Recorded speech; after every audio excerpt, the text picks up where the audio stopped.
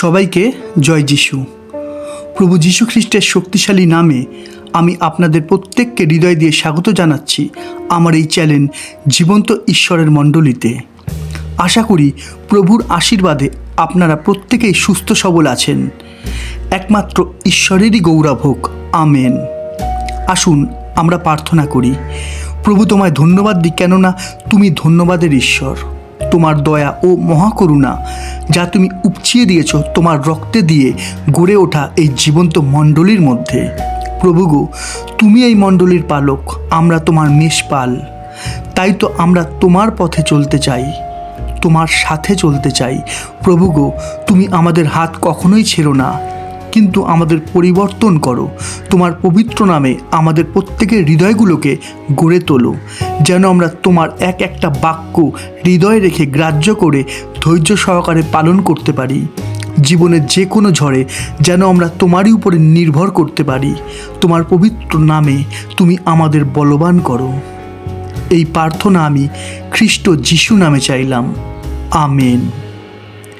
আজকের বিষয় ঈশ্বরের প্রেমে বিশ্বাস। আমি আবারও বলছি, আজকের বিষয় ঈশ্বরের প্রেমে বিশ্বাস। আজকের বিষয়টা বোঝার আগে আমরা একটা বাক্য দেখে নিই। আমরা দেখি প্রথম যোহন 4:8। যে প্রেম করে না সে ঈশ্বরকে জানে না, কারণ ঈশ্বর প্রেম।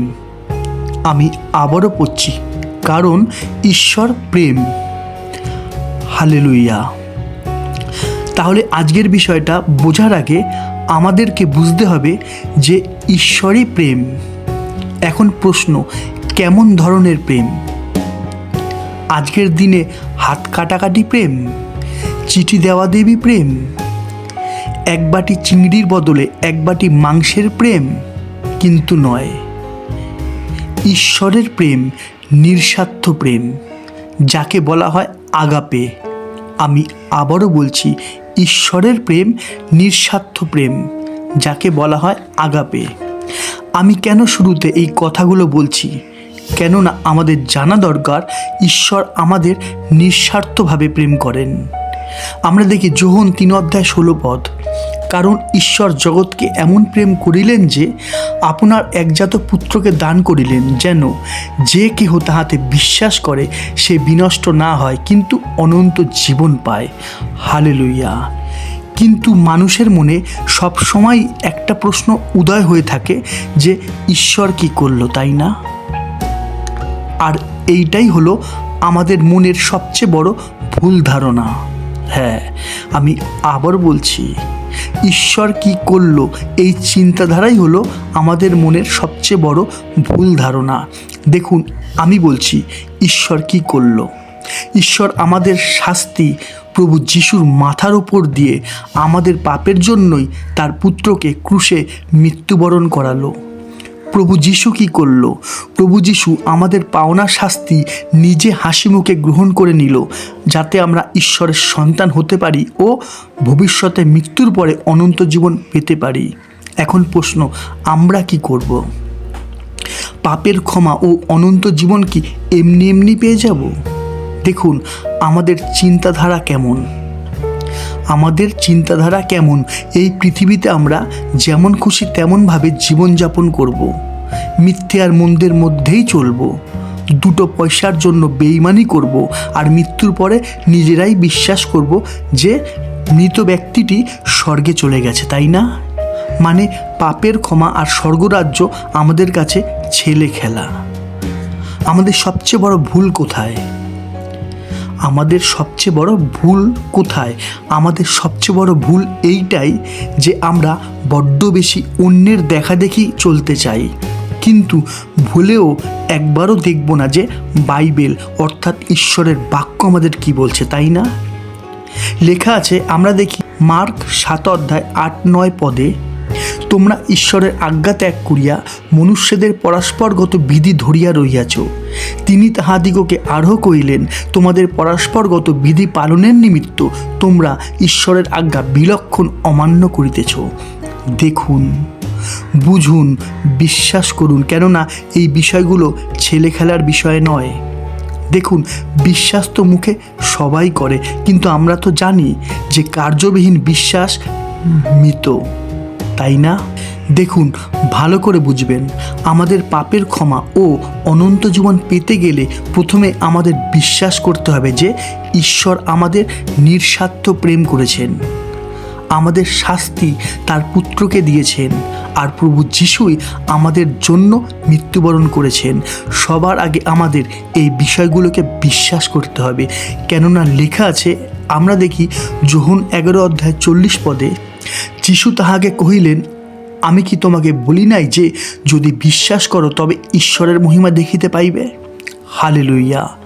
আর আমাদের এও বিশ্বাস করতে হবে যে ভবিষ্যতে মৃত্যুর পরে ঈশ্বর আমাদের অনন্ত জীবন দেবেন, যা প্রভু যিশুও বলেছেন। আমরা দেখি যোহন 14:2-3 আমার পিতার বাটিতে অনেক বাসস্থান আছে, যদি না থাকিত তোমাদিগকে বলিতাম, কেননা আমি তোমাদের জন্য স্থান প্রস্তুত করিতে যাইতেছি। আর আমি যখন যাই ও তোমাদের জন্য স্থান প্রস্তুত করি, তখন পুনর্বার আসিব এবং আমার নিকটে তোমাদিগকে লইয়া যাব, যেন আমি যেখানে থাকি তোমরাও সেইখানে থাকো। এখন প্রশ্ন, যতদিন আমাদের মৃত্যু না হচ্ছে, যতদিন আমরা অনন্ত জীবন না পাচ্ছি, যতদিন আমরা এই পৃথিবীতে জীবিত আছি, ততদিন আমাদের করণীয় কি? আমরা দেখি কলসীয় 3:1-3 অতএব তোমরা যখন খ্রিস্টের সহিত উত্থাপিত হইয়াছ, তখন সেই ঊর্ধ্বস্থানের বিষয়ে চেষ্টা করো, যেখানে খ্রিস্ট আছেন, ঈশ্বরের দক্ষিণে বসিয়া আছেন। ঊর্ধ্বস্থ বিষয় ভাবো, পৃথিবীস্থ বিষয় ভাবিও না, কেননা তোমরা মরিয়াছ এবং তোমাদের জীবন খ্রিস্টের সহিত ঈশ্বরে গুপ্ত রহিয়াছে। দেখুন, এখানে এক একটা বাক্যের প্রতি মনোযোগ দিন। কি লেখা আছে, কোন বিষয় নিয়ে চেষ্টা করতে বলেছে, আর আমরা কোন বিষয় নিয়ে বেশিরভাগ সময় চেষ্টা করে যাচ্ছি? কোন বিষয় নিয়ে ভাবতে না করেছে, আর আমরা কোন বিষয় নিয়ে সবসময় ভাবতে থাকি, তাই না? লেখা আছে তোমরা মরিয়াছ। হ্যাঁ, লেখা আছে তোমরা মরিয়াছ। এর অর্থ কি? এর সঠিক অর্থ হলো, প্রভুতে আসার পরে আমাদের পুরাতন পাপ স্বভাবের মৃত্যু হয়েছে, আর আমাদের জীবন খ্রিস্টের সহিত ঈশ্বরে গুপ্ত রহিয়াছে। অর্থাৎ আমাদের অনন্ত জীবন এই ঈশ্বরের বাক্যের মধ্যেই লুকিয়ে আছে, যা প্রচুর মানুষের কাছেই গুপ্ত, অর্থাৎ অজানা। আশা করি এতদূর পরিষ্কার। কিন্তু আমাদের জেনে রাখা দরকার, প্রভুর পথে চলা অত সহজ নয় যতটা আমরা মনে করে থাকি। আমি আবারও বলছি, আমাদের জেনে রাখা দরকার, প্রভুর পথে চলা অত সহজ নয় যতটা আমরা মনে করে থাকি। কেননা যে মানুষ প্রভুতে আসার আগে মিথ্যে আর মন্দের মধ্যে জীবন কাটাতো, তার জীবনে কোনো রকমের সমস্যা আসবে না। কিন্তু সেই মানুষটাই যখন প্রভুর পথে এসে সত্যের পথে চলতে থাকবে, তখনই তার জীবনে আসবে বাধা, বিঘ্ন ও অনেক রকমের সমস্যা, যার উৎপাদক শয়তান। হ্যাঁ, যার উৎপাদক শয়তান। কেননা সে কখনোই চাইবে না যে একটা মানুষও সত্য জানুক আর প্রভুর পথে চলুক। সত্যের পথে চললে কি হতে পারে? আমরা দেখি মথি 5:11 ধন্য তোমরা, যখন লোকে আমার জন্য তোমাদিগকে নিন্দা ও তাড়না করে এবং মিথ্যা করিয়া তোমাদের বিরুদ্ধে সর্বপ্রকার মন্দ কথা বলে। আশা করি পরিষ্কার। আর এই কারণেই অনেক মানুষ প্রভুর পথ থেকে সরে যায়, কেননা তারা জানে না সেই মুহূর্তগুলোর মধ্যে করণীয় কি। আমরা দেখি প্রভু কি বলেছেন। লেখা আছে মথি 5:12 আনন্দ করিও। আমি আবারও পড়ছি, আনন্দ করিও, উল্লাসিত হইও, কেননা স্বর্গে তোমাদের পুরস্কার প্রচুর, কারণ তোমাদের পূর্বে যে ভাববাদীগণ ছিলেন, তাহাদিগকে তাহারা সেই মতো তাড়না করিত। কি লেখা আছে, আর মানুষ কি করছে, তাই না? কেননা প্রভু যিশু আরাম, আনন্দ, সুখ, অভিলাষের জীবনযাপনের কথা বলেননি, কিন্তু সত্যের পথে দুঃখ, কষ্ট, অত্যাচার, নিন্দা সহ্য করার জন্য প্রস্তুত থাকতে বলেছেন। কিন্তু আজ কি হচ্ছে? বেশিরভাগ জায়গায় আজ কি হচ্ছে? পবিত্র আত্মা বলছে তুমি গাড়ি পাবে, হালেলুইয়া। পবিত্র আত্মা বলছে তুমি বাড়ি পাবে, হালেলুইয়া। পবিত্র আত্মা বলছে তুমি কোটি টাকার সম্পত্তি পাবে, আমিন। তোমার বিদেশের ভিসা আসছে, জয় যিশু, তাই না? তাই তো লেখা আছে যে ঈশ্বরের বাক্য শিশুদের জন্য নয়। দেখুন, সত্যের পথে সমস্যা অবশ্যই আসবে, কিন্তু আমাদের মাথায় এটাও রাখতে হবে যে প্রভু আমাদের সাথে আছে। তিনি আমাদের কখনোই ছাড়বেন না, ত্যাগ করিবেন না। হালেলুইয়া।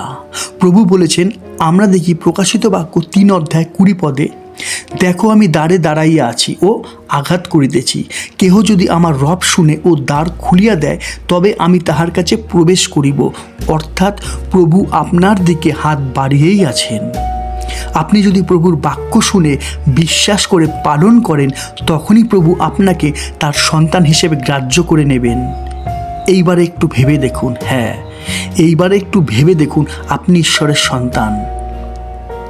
আর এমন কোনো ক্ষমতা নেই যা আপনাকে স্পর্শ করতে পারবে, কেননা সর্বশক্তিমান ঈশ্বরই আপনার পিতা। দেখুন, সব কিছুর জন্যই কষ্ট করতে হয়। পরীক্ষায় ভালো ফল পাওয়ার জন্য দিন রাত পড়তে হয়, ভালো ইনকামের জন্য বেশি করে খাটতে হয়। দেখবেন যারা ওয়ার্ল্ড রেকর্ড করে, যারা খেলায় বিশ্বকাপ জেতে, যারা অলিম্পিকে সোনার মেডেল জেতে, তারা কিন্তু এমনি এমনি সেই জায়গায় যায়নি। কিন্তু তাদের মধ্যে ইচ্ছা, চেষ্টা আর অনেক কষ্ট সহ্য করার ক্ষমতা ছিল, তাই না? এই বিষয়গুলো আমরা সবাই বিশ্বাস করব আর মেনেও নেব, কিন্তু প্রভুর পথে পাপের ক্ষমা আর ভবিষ্যতের অনন্ত জীবনের জন্য আমরা কোনো কষ্ট করব না। এমনি এমনি সব পেয়ে যাব, তাই না? আমাদের চিন্তাধারা, আমাদের চিন্তাধারা, আমি ভালো থাকবো, আমার পরিবার ভালো থাকবে, আমার ছেলে মেয়ের পরীক্ষার রেজাল্ট ভালো হবে, আমি বিদেশে একটা উচ্চ পদে চাকরি পাবো, আর বয়স হলে আমি মৃত্যুর পরে একদিন অনন্ত জীবন পেয়ে যাব, খেলা শেষ, তাই না? আর এই আমাদের ভুল চিন্তাধারাগুলো পাল্টাতে হবে। আর তাই তো ঈশ্বর এই বাইবেল আমাদের প্রত্যেকের ঘরেই দিয়েছেন।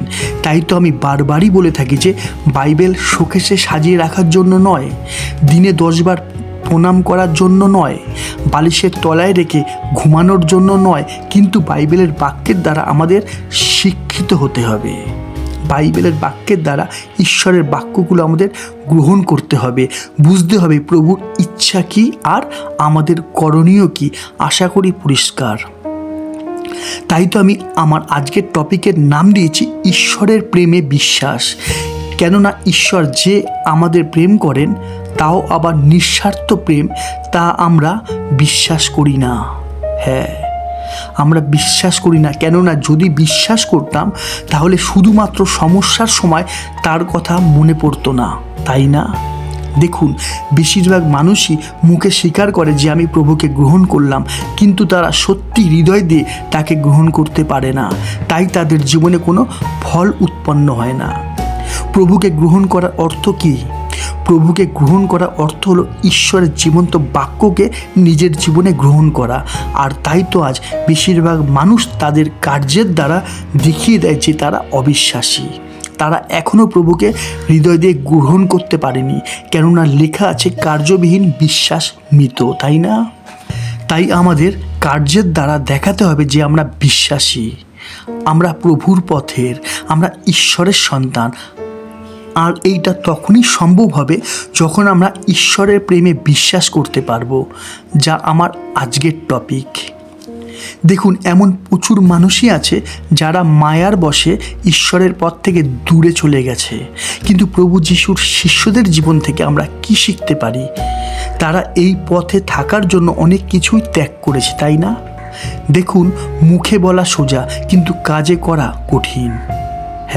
মুখে বলা সোজা কিন্তু কাজে করা কঠিন। তাই আমাদের প্রার্থনা করতে হবে এই সমস্ত বিষয় নিয়ে, যা আজকের দিনে কেউ করে না।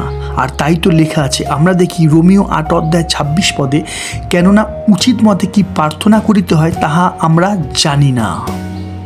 কি কেমন লাগছে? বাইবেল কি শিক্ষা দিচ্ছে? আর আমরা প্রার্থনা বলতে কি বুঝেছি, তাই না? প্রার্থনা মানে শুধুমাত্র আমাদের সুখ অভিলাষ, তাই না? আর তাই তো আজ প্রচুর মানুষই প্রার্থনার উত্তর পায় না। আর তাই তো একই প্রার্থনা তারা 50 বার চেয়ে থাকে। কিন্তু ঈশ্বরের ধন্যবাদ হোক, কেননা ঈশ্বর তার পবিত্র জীবন্ত বাক্যের দ্বারা আমাদের পথ দেখাচ্ছেন, তার পথে চলার শক্তি ও বুদ্ধি দিচ্ছেন, তাই না? তাই আমাদের করণীয় একটাই, আমাদের করণীয় একটাই, আমাদের ঈশ্বরের প্রেমে বিশ্বাস করতে হবে।